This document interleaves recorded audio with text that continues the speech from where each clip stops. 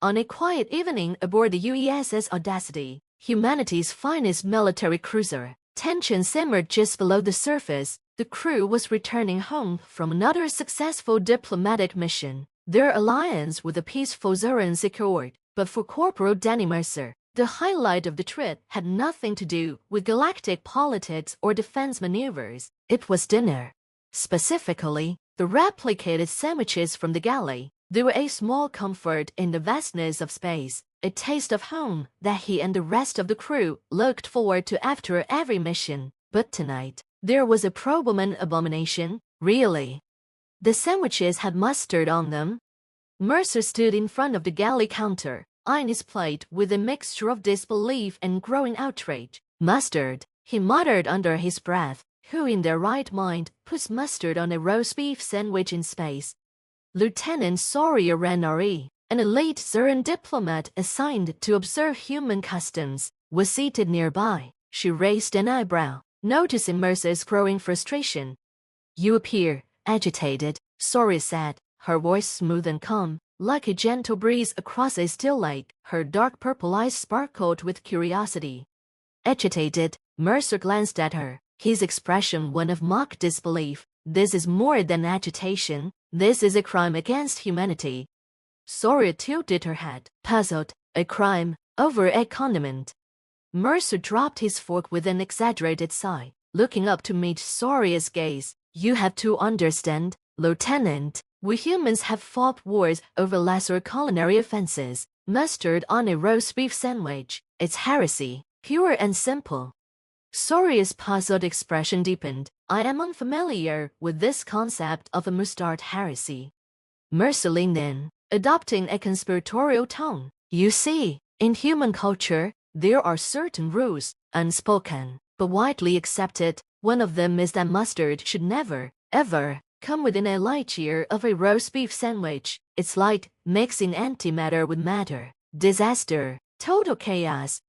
The alien diplomat blinked, still trying to make sense of the conversation. Is this metaphorical, or is there a deeper cultural significance to this mustard? Mercer chuckled, shaking his head. "Oh, it's both. Trust me, this is serious business." Before Soria could inquire further, the ship's intercom crackled to life. Captain Darrow's voice echoed through the corridors.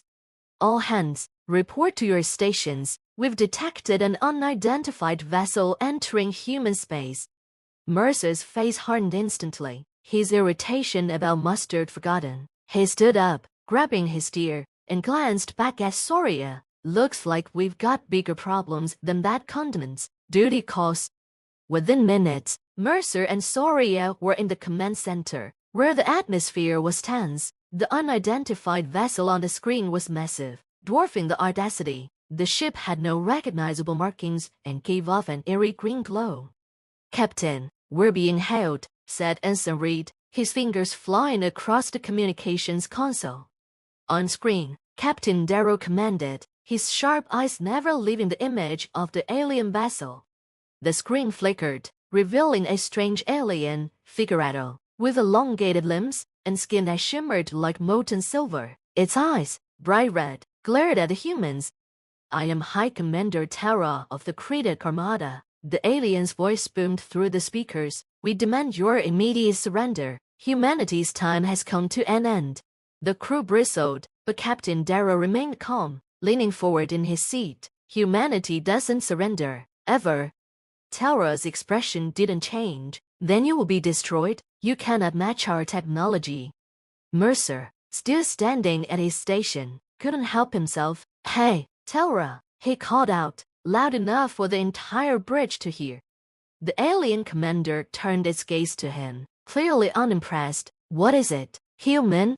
Mercer smirked. "You ever try mustard on a roast beef sandwich?"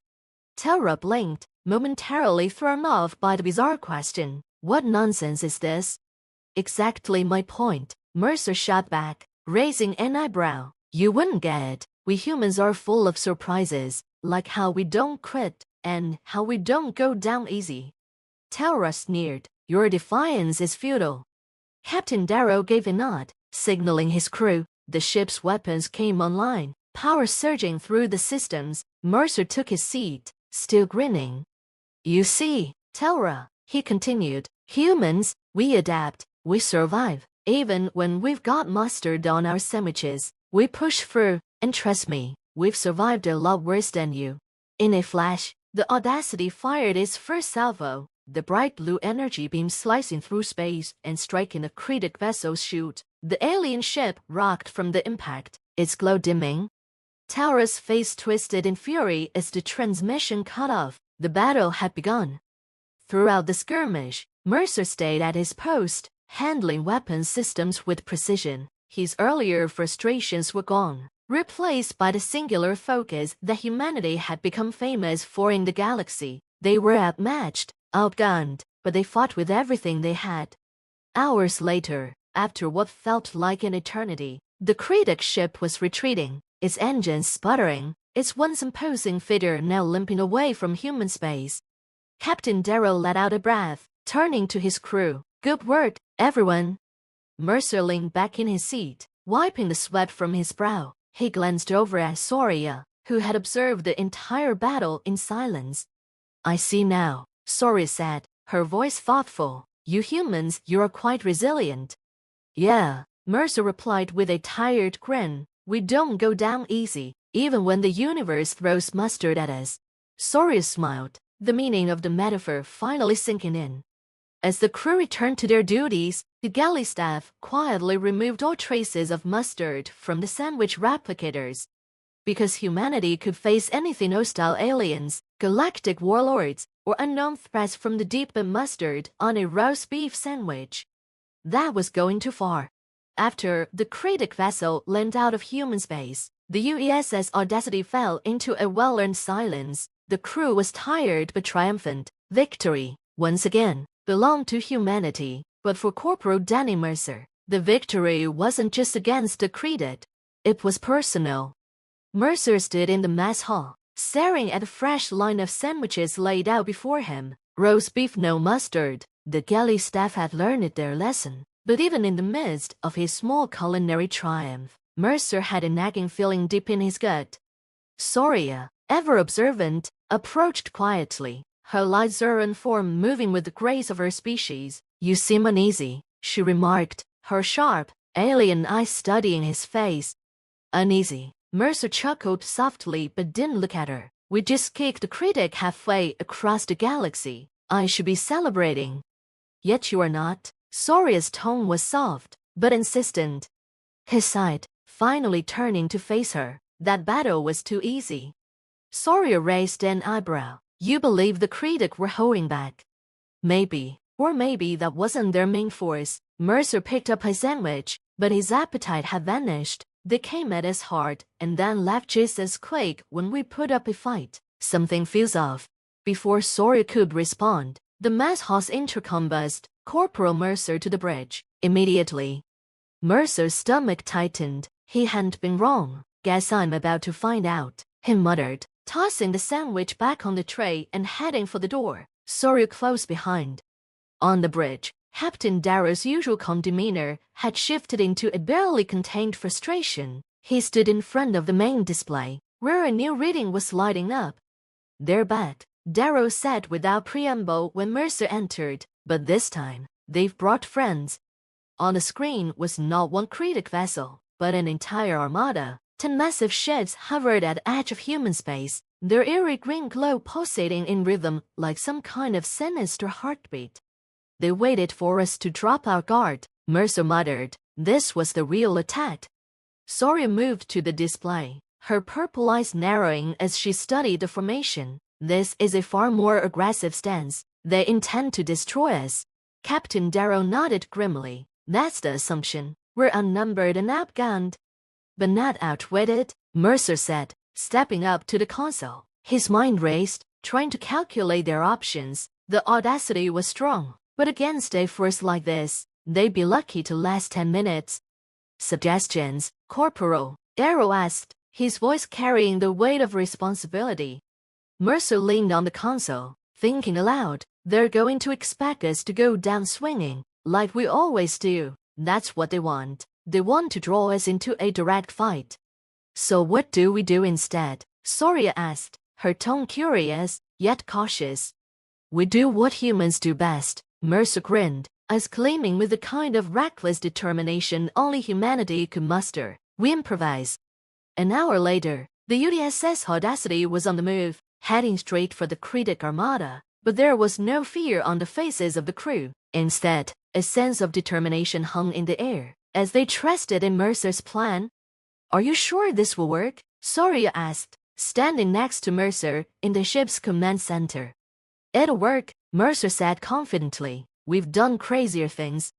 The bridge was silent, tension building as the distance between the Audacity and the Critic fleet shrank. The green glow of the enemy ships intensified, and the crew could feel the ominous presence of the alien warships. As the first Critic vessel fired, Captain Darrow gave the order, execute the plan.